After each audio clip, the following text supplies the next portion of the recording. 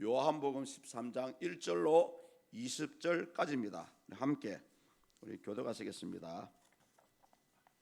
요한복음 13장 1절로 20절까지. 유월절 전에 예수께서 자기가 세상을 떠나 아버지께로 돌아가실 때가 이런 줄 아시고 세상에 있는 자기 사람들을 사랑하시되 끝까지 사랑하시니라.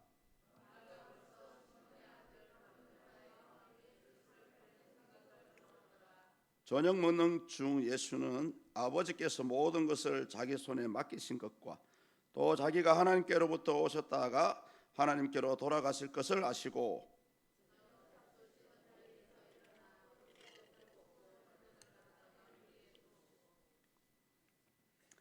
이에 대야에 물을 떠서 제자들의 발을 씻으시고 그 두르신 수건으로 닦기를 시작하여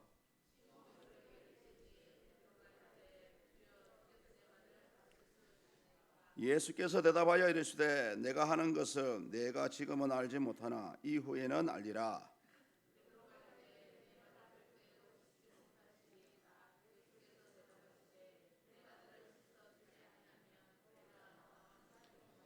시몬 베드로가 이르되 주여 내 발뿐 아니라 손과 머리도 씻어 주옵소서.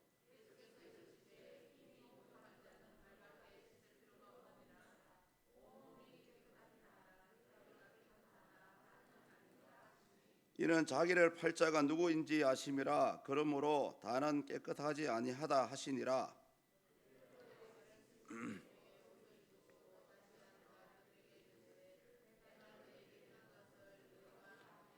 너희가 나를 선생이라 또는 주라 하니 너희 말이 옳도다. 내가 그러하다.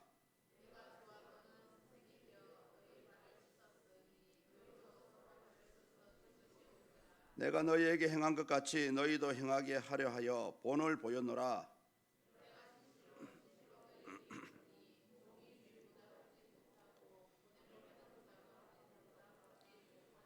너희가 이것을 알고 행하면 복이 있으리라.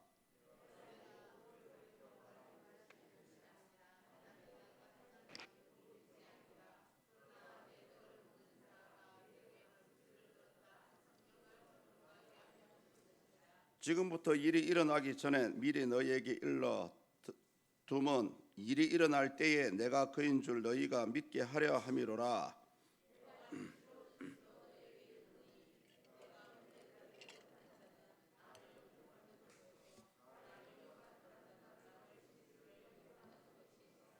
아멘.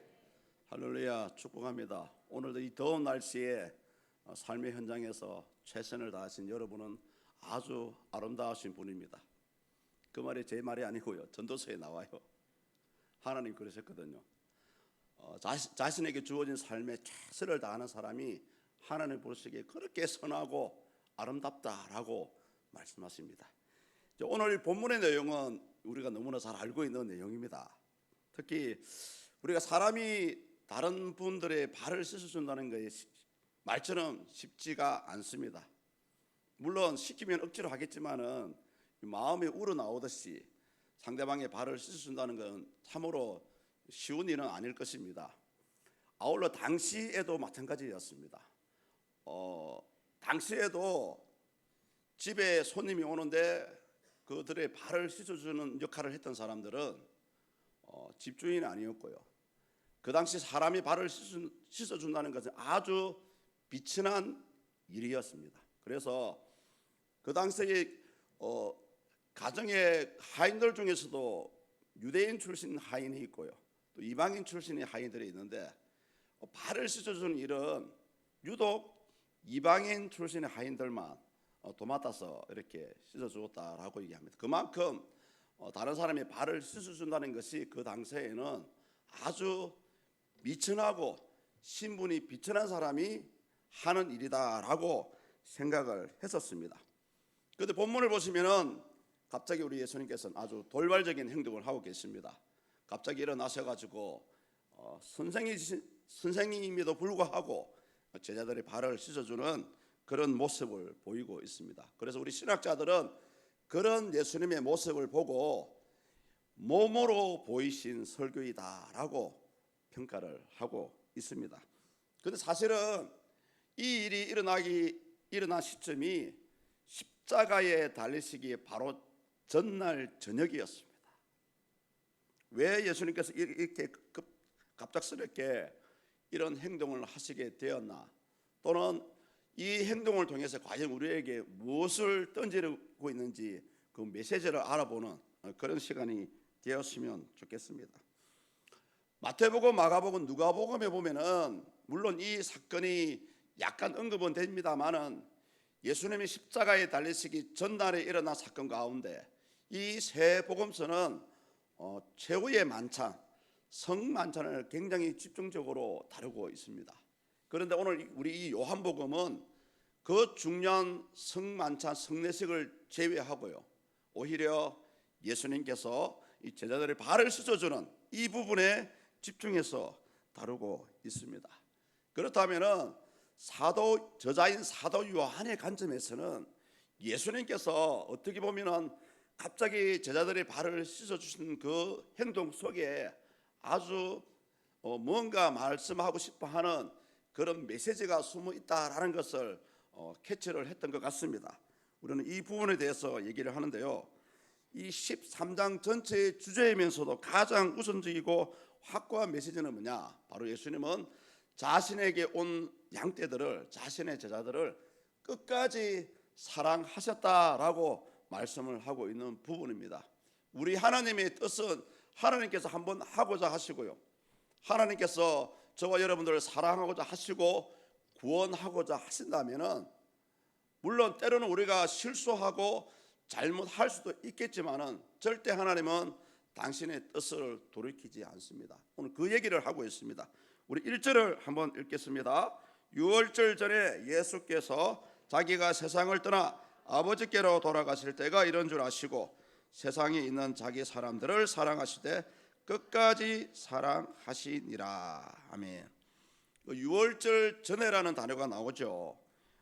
이 표현은 뭐냐면은 십자가에 달리시기 전날 저녁에 있었던 일 가운데 바로 이제 최후의 만찬이 진행됐던 그 시점을 얘기하기 위해서 저자가 이 부분을 얘기하고 있고요. 사실은 우리 신학자들은 이렇게 유월절 전에라는 표현을 했다는 것은 예수님의 앞으로 일어날, 내일 일어날 예수님의 십자가의 죽음이 바로 과거 출애굽할 때에 이스라엘 사람들을 이제 구원하시던, 장자들을 살리시던 그 부분과 함께 동일한 사건으로 보고 있습니다. 그래서 예수님은 단편적인 부분이지만은 죄악으로 포로된 자들을 구원하시기 위해서 이 땅에 오셨고요, 또 십자가를 지시게 됩니다. 아울러서 유월절 어린 양으로서의 죽음을 출애굽할 때 당하지 않았습니까? 바로 그 예수님이라는 것을 드러내기 위해서 아마 이 유월절 전에라는 그 시점을 명시한 것 같습니다. 1절에 보시면은 예수님께서 제자들의 발을 씻기신 이유가 그만큼 제자들을 사랑한다는 그 당신의 마음을 행동으로 보여주었던 것입니다. 끝까지 사랑하셨다는 이 말 속에는 그 나름대로의 의미가 있습니다. 한 가지가 뭐냐면은 분명히 그 제자들의 발을 씻기실 때에 가룟 유다가 당신을 배신할 것을 알았습니다. 그럼에도 불구하고 예수님은 오히려 그것을 지적하지도 않았고요, 변함없이 원수를 사랑하는 모습으로 가룟 유다의 발을 씻어 주었다는 거죠. 사람으로서는 도저히 할 수 없는 부분입니다. 그래서 우리는 이 예수님의 이 모습에서 무조건적이고 변함없는 사랑을 의미하고 있다라고 우리 신학자들은 생각을 하고 있고요. 또 한 가지는 뭐냐면은 사실은 예수님께서 이 행동을 하신 이유가 당신이 십자가에 달리신 후에 남아있을 제자들이 걱정이 되었던 것입니다. 그래서 이 제자들을 믿음으로 붙들어 주시기 위해서 이런 퍼포먼스를 행했다라고 할 수가 있는데요, 바로 죽음 후의 일까지 생각하시는 그런 초월적인 하나님의 사랑을 우리에게 보여주고 있는 부분이라고 할 수가 있습니다. 그래서 끝까지 사랑하신다는 것은 우리 하나님의 뜻이 그렇습니다. 또 하나님의 속성이 그렇습니다. 한번 택하시고 구원하고자 하는 사람은 웬만해서는 절대 버리지 않는다는 것을 다시 한번 우리에게 이 부분에서 말씀하고 있습니다. 그래서 예수님은 가룟 유다의 발까지 씻어주신 것은 원수까지도 사랑하시는 그런 모습을 보여주신 거고요. 죽음 후에 남아있을 제자들이 걱정되어서 그들에게 뭔가 메시지를 전하고 싶었는데 그런 사랑을 보여주신 것, 바로 하나님의, 우리 예수님의 무한대, 한정이 없는 무한정인 사랑을 드러내기 위해서 이 퍼포먼스를 행했다라고 볼 수가 있습니다. 또 한 가지는 뭐냐면은 예수님이 당신이 제자들을 사랑한다는 것을 말로써 그치지 않았습니다. 우리가 예수님의 사랑을 알고 사랑을 나누고 싶다면 여러분이 그 사랑을 행동으로 보여줘야 한다는 것입니다. 그것을 오늘 예수님께서 우리에게 말씀하고 있어요. 이것을 본문 4절과 5절에 보시면 나와 있거든요. 제가 한번 읽어보겠습니다. 저녁 잡수시던 자리에서 일어나 겉옷을 벗고 수건을 가져다가 허리에 두르시고 이에 대야에 물을 떠서 제자들의 발을 씻으시고 그 두르신 수건으로 닦기를 시작하여. 사실 이 본문 4절과 5절은 당시 비천한 하인이 가정에 찾아온 손님들에게 하는 모습을 표현한 내용입니다. 보십시오. 자리에서 일어서서 겉옷을 벗고 수건을 가져다가 허리에 두르시고 물을 떠서 발을 씻으시고 두르신 수건으로 닦기를 시작하여. 예수님은 메시아로 오셨지만은 이 순간만큼은 당신의 제자들을 사랑하는, 마치 천대받은 종과 같이 행동으로 그 사랑을 보여주셨습니다. 우리는 이 부분에서 한번 생각을 해봐야 됩니다. 과연 우리는 예수님을 사랑하면서 그 사랑을 얼마나 이웃들에게 내가 행동으로 보였나라는 것을 한번 돌아보게 하는 그런 부분이라고 할 수가 있습니다. 그래서 우리 종교개혁자 요한 칼빈은 예수님의 이런 행동에 대해서 다음과 같이 표현합니다.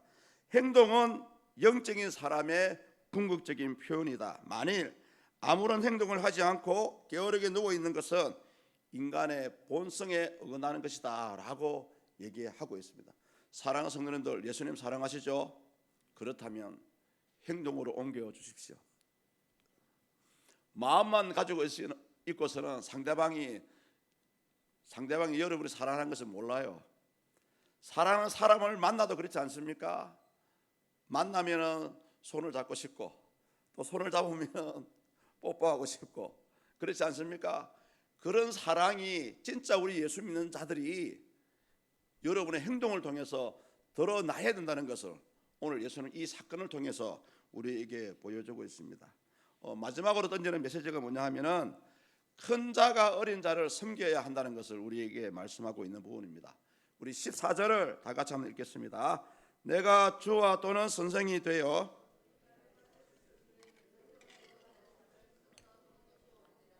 아멘. 내가 주와 또는 선생이 되어 너희 발을 씻었으니 너희도 서로 발을 씻어주는 것이 옳으니라. 사실 여러분, 우리가 이 부분만 가지고는 이 14절의 의미를 알지 못합니다. 그런데 여러분, 누가복음 22장에 가면은 당시 최후의 만찬하는 도중에 제자들이 어떤 행동을 하는지를 단편적으로 보여주고 있습니다. 특히 누가복음 22장 24절에 보면요, 당시 제자들은 예수님의 입장에서는 마지막 시사를 하고 있는 그런 거룩하고 안타까운 시간임에도 불구하고 제자들끼리는 싸우고 있었습니다. 제가 한번 읽어보겠습니다. 누가복음 22장 24절입니다. 또 그들 사이에 그 중 누가 크냐 하는 다툼이 난지라. 성도님들 보십시오. 그래도 예수님의 12제자라면 그나마 신앙도 있고 말씀도 그 속에 있을 것인데 이 사람들은 당장 예수님이 죽을 것이라는 사실도 까마득히 까먹고요. 이제 예루살렘에 가서 예수님께서 로마 군인들을 쫓아내면 누가 먼저 예수님의 오른쪽에 설 건지, 누가 먼저 예수님의 왼쪽에 설 건지 자리 다툼을 하고 있었다는 것입니다. 얼마나 예수님 보시기에 한심했겠습니까? 그 방금 읽었던 마지막 14절 하반절을 보십시오. 너희도 서로를 발을 씻어주는 것이 옳으니라. 그런 싸우고 있는 제자들을 향해서 지금 예수님은 이 말씀을 하고 있습니다. 여기서 옳다라는 것을 원문에 보면은요, 이런 뜻입니다. 의무가 있다, 빚지고 있다라는 것이죠.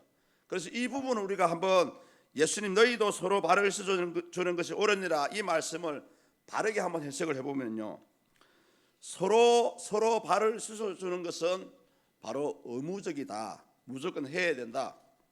너희는 복음을 받아들이고 구원을 받았기 때문에 하나님께 빚진 자이다. 그렇다면 빚진 자라서 반드시 그 빚을 갚아야 된다라고 제자들에게 말씀하고 있는 부분입니다. 이 말씀을 통해서 오늘날 우리 신앙에 비춰보면은 예수님을 믿는 모든 분들은 교회를 섬기든 성도님을 섬기든 간에 봉사와 섬김의 삶을 살아야 된다는 것을 말씀하고 있습니다. 이것은 한 사람도 예외가 없다는 것이죠. 당시 제자들은 예수님께서 당장 내일 죽을 것이라고 이미 여러 번 들었지만 설마 죽으실까라고 생각을 했던 것 같습니다. 그렇게 거룩한 장소였고 자기들의 발을 씻어주는 그런 환경 가운데서도 제자들은 아주 어리석게도 자리 다툼만 하고 있었다는 상황이었습니다. 그런데 우리가 이 14절을 읽어보면요, 한편으로는 그래도 우리 성도들은 하나님을 섬길 수 있다는 것을 특권이라고 우리가 생각할 수도 있습니다. 보십시오. 저와 여러분들은 교회 안에서 갖가지 다양한 직분을 받고 있습니다. 어떤 사람들 그 직분이 하찮게 여길 수도 있겠지만 사실은 저와 여러분에게 준 직분은 우리 하나님께서 직접 주신 것입니다. 에베소서 4장 11절에서 16절을 보면은 우리가 교회 안에서 하나님을 섬기는 것이 특권이라고 말씀하고 있습니다. 대표로 제가 에베소서 4장 11절을 한번 읽어드려 보겠습니다. 그가 어떤 사람은 사도로, 어떤 사람은 선지자로, 어떤 사람은 복음 전하는 자로, 어떤 사람은 목사와 교사로 삼으셨으니. 성도님들, 저희와 여러분들은 교회 안에서 여러 가지 직분을 가지고 있습니다. 그렇다면 그 직분은 진짜 하나님을 섬길 수 있는 귀한 특권이라는 것을 잊지 않았으면 좋겠습니다.